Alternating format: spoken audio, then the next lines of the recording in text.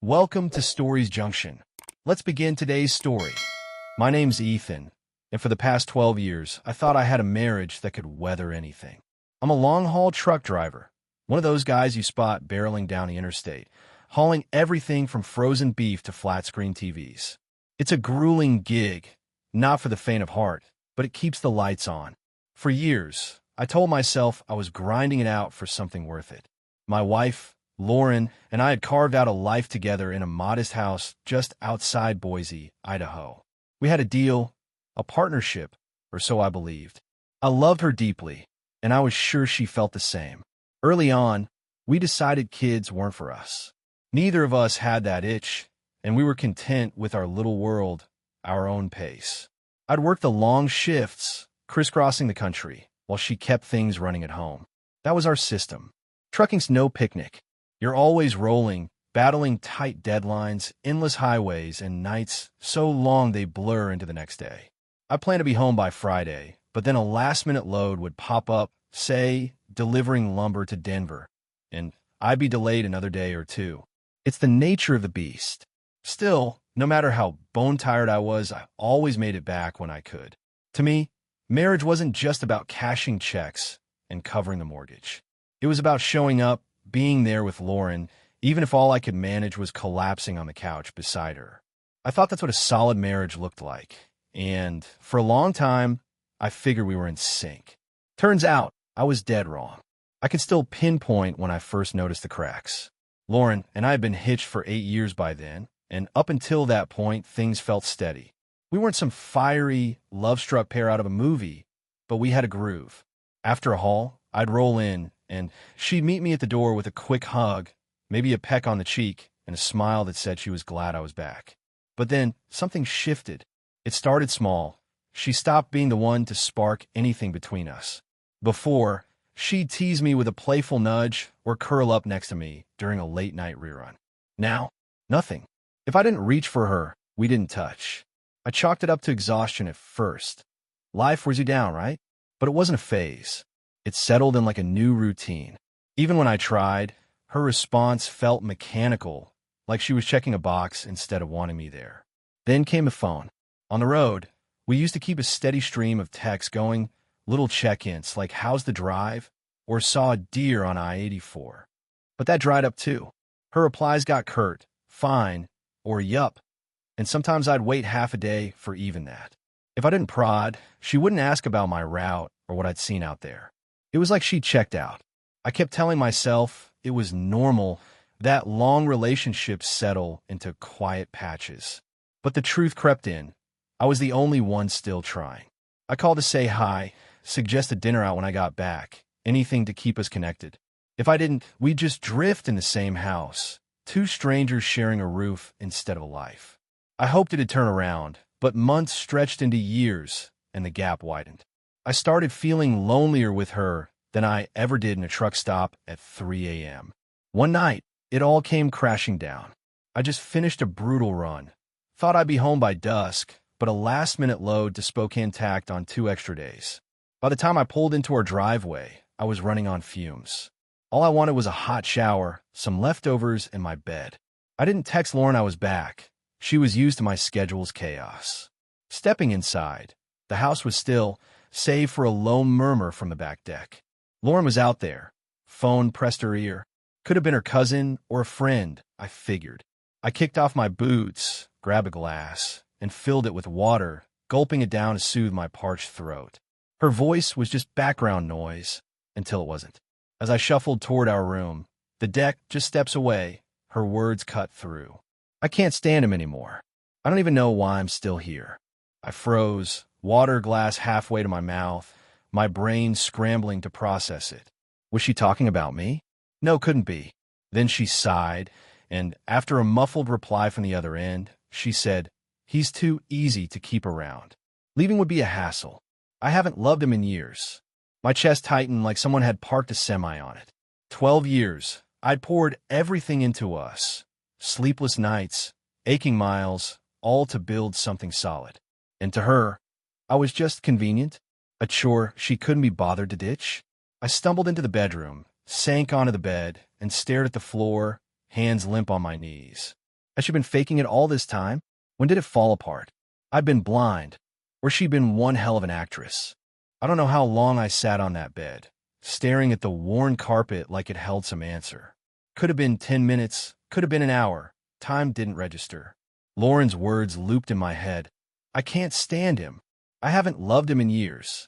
Each syllable hit like a punch, unraveling 12 years of what I thought we'd built. My hands stayed planted on my knees, but my mind was racing, replaying every moment I could remember. When had she stopped caring? Had I missed the signs? Or had she just mastered the art of pretending? The bedroom door creaked open, snapping me out of it. Lauren stepped in, her eyes widening for a split second when she saw me before she plastered on a casual look. "Oh, didn't hear you get in," she said, her voice too light, too practiced. She knew I'd heard something, maybe not all of it, but enough. I didn't respond. My throat was tight, and I didn't trust what might come out. Something broken or something furious. I just nodded, barely looking at her. She hovered there, shifting her weight, like she was debating whether to say more. I didn't give her the chance. Muttering something about needing a shower, I pushed off the bed and headed for the bathroom, locking the door behind me. The hot water roared to life, and I stood under it, letting it scald my skin. I wanted it to wash away the weight in my chest, but it didn't. Steam filled the room, and I lost track of time again. Could have been 15 minutes, could have been 40. When I finally stepped out, I didn't go back to her. I couldn't face her fake small talk or her silence. Instead, I drifted to the living room, flicked on the TV, and sat there, staring at some late-night infomercial without seeing it. Normally, I'd come home with a story, something dumb like a guy at a truck stop arguing with a vending machine or a sunset over the Rockies that made the long hours worth it. I'd share it, and Lauren would at least pretend to listen. But that night, I had nothing, and she didn't ask. When I finally crawled into bed, she was already asleep or faking it. I lay there, eyes locked on the ceiling, her words echoing. If she felt that way, why was I still here? By the time the first gray light slipped through the blinds, I'd made up my mind. I was done. I slid out of bed, moving like a shadow through the house. I grabbed a duffel, stuffed it with essentials, clothes, my old pocket knife, a couple of photos of my folks. The rest? It could stay. I didn't want anything tethering me to this lie anymore. I didn't leave a note. No point. As I stepped into the crisp Boise morning, my breath fogging in the air, I didn't know where I was going. I just knew I couldn't stay. Lauren wouldn't notice right away. My job made me a ghost half the time anyway. A day could stretch into a week with a late load or a breakdown. She'd assume I'd text later, like always. But not this time. Before I left town, I stopped at the bank, pulled out enough cash to keep me afloat without tripping any flags, then took my phone, popped out the SIM card, and snapped it in two. That tiny chip was her last lifeline to me. Now, it was trash. No calls, no texts, no "where are you?" I knew she'd try to find me eventually, but good luck with that. Truckers don't leave clean trails. I could be hauling freight in Montana, switching outfits in Utah, or just gone. She'd hit a wall. I hit the road, the hum of my rig's engine drowning out the noise in my head. No plan, no endpoint, just miles. I ended up in a dusty speck of a town in eastern Oregon, the kind of place where folks nod and move on, no questions asked. It was perfect. No one knew me, no one cared. I checked into a cheap motel, the kind with flickering neon signs and stained carpets, and let the days blur. I kept waiting for regret to kick in, guilt for bailing on a marriage without a word. But it didn't. Weeks passed, then months, and I realized I did miss Lauren. Not her voice, not her presence, not the life we'd had. That silence I dreaded? It wasn't emptiness, it was relief. I started picking up odd jobs, not for the cash, though I had enough saved to scrape by, but for something to do. One day, I'd be under the hood of a pickup at a local garage. The next, I'd be hauling firewood for an old-timer who'd pay me with a plate of meatloaf instead of a check. It wasn't about money anymore. For once, I wasn't busting my ass to prop up someone else's comfort. I was doing it for me. Back in Boise, my only real ties were the guys I'd shoot the breeze with at fuel stops and whatever chatter Lauren tolerated. Here, I found something different. People who didn't dig into my past unless I offered it up. After work, I'd sit with a couple of guys from the garage, cracking open cold beers on a porch, talking about nothing big tires, fishing spots, the best diner on Highway 20. Simple stuff, but it filled a hole I hadn't known was there. The best part? No strings. If I wanted to drive off for a day, I did. If I wanted to sleep till noon, I did. Every move was mine, not some duty I owed. I'd never known freedom could feel like that. For the first time in years, I wasn't running on someone else's clock. Life in that quiet Oregon town started to feel like mine, really mine for the first time in years. I'd been gone from Boise for over a year, and the weight of that old life with Lauren had faded into something distant, like a half-remembered dream. I didn't wake up wondering what she was doing or if she missed me. I didn't care. My days were simple. Tinkering with engines at the garage, splitting logs for a neighbor, or just sitting by the river with a coffee, watching the current roll by. I made a handful of buddies, guys who didn't pry, who were happy to share a beer and swap stories about busted transmissions or the time a deer totaled a buddy's grill. It wasn't much, but it was enough. I'd built something new, something that didn't feel like a burden. Then, out of nowhere, she found me.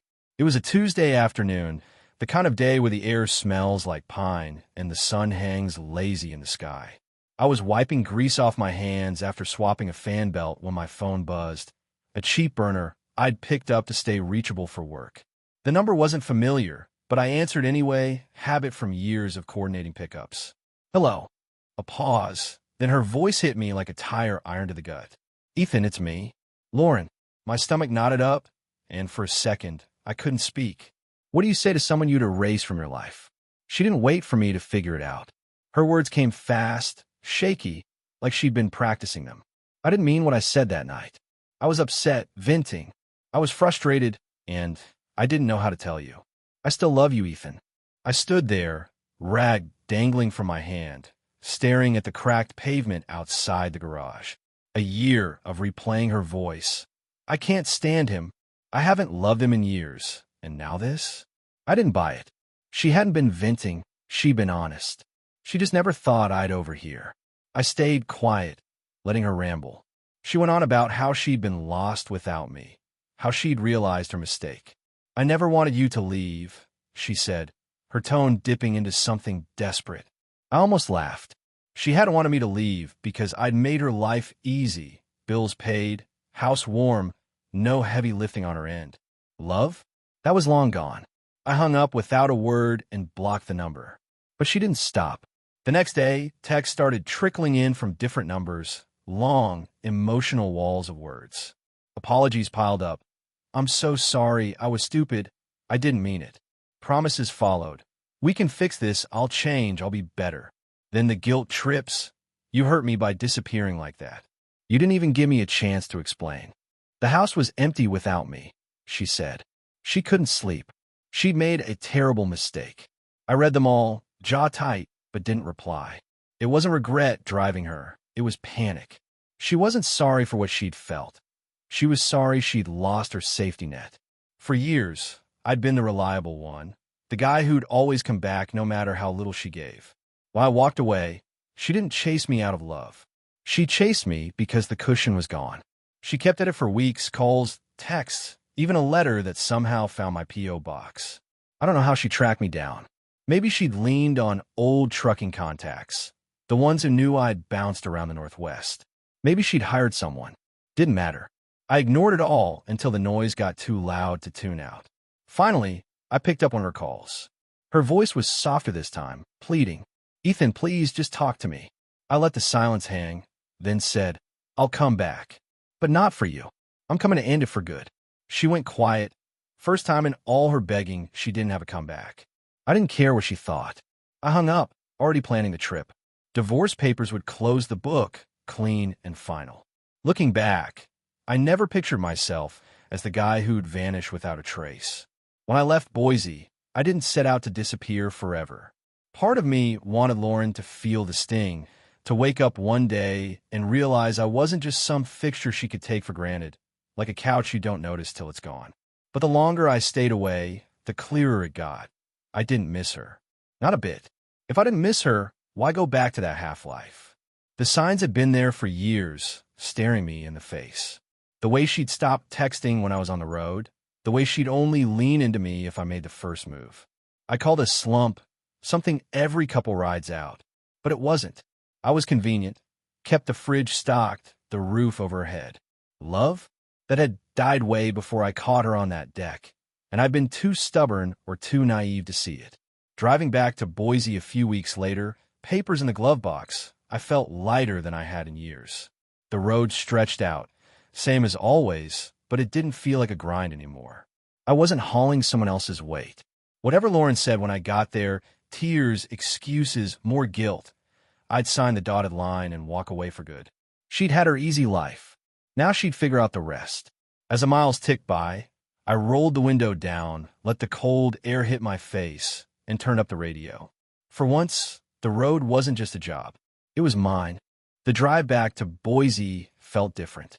I'd done that stretch of I-84 1,000 times, hauling loads through the high desert, but this time there was no weight in the cab, no deadline, no cargo, just me and a manila envelope with divorce papers riding shotgun.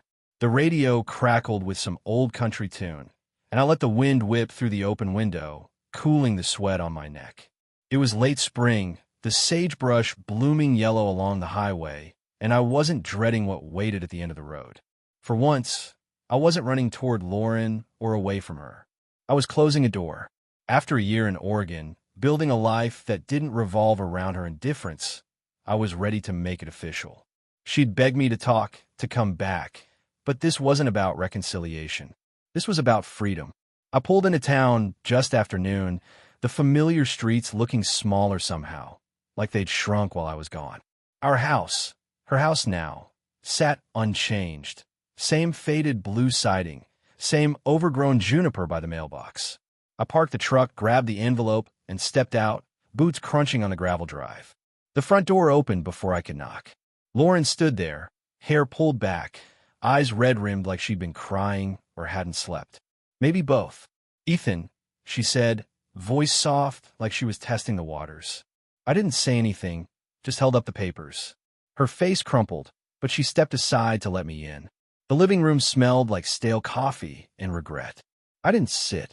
"Let's get this done," I said, dropping the envelope on the table. She didn't touch it. Instead, she launched into a speech, rehearsed, shaky, desperate. "I messed up, okay? I know that. But we can still fix this. I was wrong. I was stupid. And I pushed you away when I didn't mean to. I love you, Ethan. I always have." Her hands twisted together, and tears welled up. I let her talk, watching her unravel. She went on about how empty the house felt, how she'd realized what she'd lost, how she'd do anything to make it right. It was the same script she'd texted me a dozen times, polished up for the live performance. I didn't bite. "Sign the papers, Lauren," I said, voice flat. Her eyes widened, like she hadn't expected me to hold the line. "You don't mean that," she whispered. "You can't just throw 12 years away." 12 years. I shot back, sharper than I meant to. "You threw it away. I heard you that night. I can't stand him. I haven't loved him in years. Don't pretend now." She flinched, mouth opening and closing like a fish out of water. "I didn't. I was just mad," she stammered. "I didn't mean it like that." But I'd replayed those words enough to know the truth. She hadn't been mad. She'd been honest, brutally, carelessly honest, and I'd been the fool who didn't see it coming. I slid the pen across the table. "Sign." She stared at it, then at me, tears spilling over. "You're really doing this," she said, more to herself than me. "Yeah," I replied. "I am." She signed, hands trembling, and I felt the air shift like a chain snapping loose. I didn't stick around for the aftermath. I grabbed my copy, nodded once, and walked out. She called after me, "Ethan, wait," but I didn't turn back. The door clicked shut, and I was in the truck, engine rumbling, before she could try again. Driving away, I didn't feel triumph or sadness, just relief. The house faded in the rear view, and with it, the last tie to a life I'd outgrown. I headed west, back to Oregon, the road unspooling ahead like a promise. By the time I hit the state line, the sun was dipping low, painting the sky orange. I stopped at a diner, ordered a burger, and ate alone, savoring the quiet. For the first time in years, I wasn't carrying someone else's baggage. Back in my new town, life picked up where I'd left it. The garage guys ribbed me about my big city trip, and I just grinned, letting them guess. I didn't tell them about Lauren or the papers. Didn't need to. That chapter was ash, scattered somewhere on the highway behind me. Days turned into weeks, and I settled deeper into my routine. Work when I felt like it, fish when I didn't, crack a beer with the guys when the sun went down. No one demanded my time. No one waited for me to check in. If I wanted to disappear for a weekend, I did. If I wanted to stay put, I stayed. Every choice was mine, and that freedom tasted better than anything I'd known in Boise. Lauren faded to a ghost. No more calls, no more texts. Guess she finally got the hint. I heard through an old trucking buddy that she'd started dating some guy, a mechanic from Nampa. Good for her. I didn't care enough to feel anything about it. What I did feel was peace, the kind that comes when you stop fighting for something that's already dead. The road had always been my escape, but now it was more. It was my home. And the best part? I wasn't running anymore. I was right where I wanted to be. It's been almost 2 years since I left Boise for good. Divorce papers signed and Lauren's voice a fading echo. I'm still in that Oregon town where the river bends lazy through the valley and the biggest drama is a flat tire at the garage. Life's quiet now, but not the hollow kind I knew back with her. This quiet's full. Full of mornings where I wake up without dread, days where I choose what fills them, nights where I sit on a rickety porch with a beer and watch the stars without someone else's shadow hanging over me. I've got a small place now, a rented cabin with a view of the pines, and it's mine in a way nothing ever was before. No compromises, no obligations, just me. Looking back, I see the signs I ignored for years. The way Lauren stopped asking about my hauls, her texts dropping off like she'd forgotten I existed out there on the road. How she'd only touch me if I reached first. And even then, it felt like a favor she was doing me. I told myself it was normal that marriages settle into ruts. I was wrong. It wasn't a rut. It was rot. I'd been a paycheck, a warm body, a convenience she couldn't be bothered to replace. Love had bled out long before that night on the deck, and I'd been too hopeful or too dumb to admit it. When I heard her say she couldn't stand me, it wasn't a shock. It was a spotlight on a truth I'd dodged. She didn't miss me when I was gone. She missed the stability I brought. And I'd spent years chasing a ghost of what we'd started with.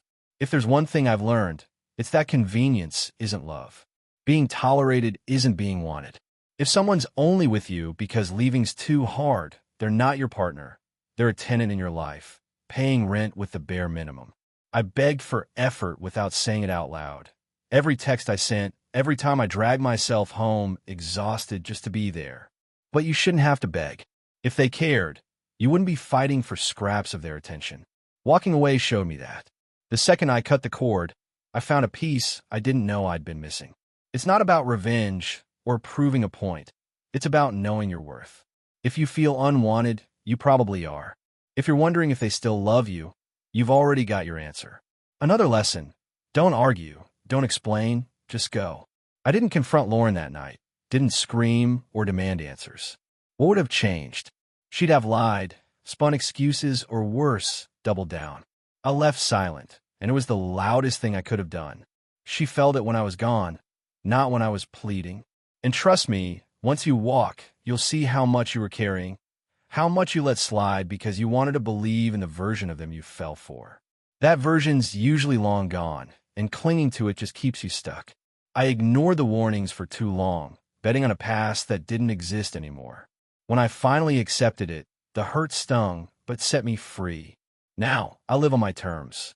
I still drive sometimes, short hauls, local stuff, but it's not a grind anymore. It's a choice. Some days I fix rigs at the garage, others I fish the river or help a neighbor patch a roof. Money's not the point. I've got enough tucked away. It's about doing what I want, not what I owe. The guys here don't ask about my past unless I bring it up, and when I do, it's just a story, not a wound. We'll sit around a fire pit, swapping tales over cheap lager, best trout spot, worst breakdown, dumbest thing we've seen on the road.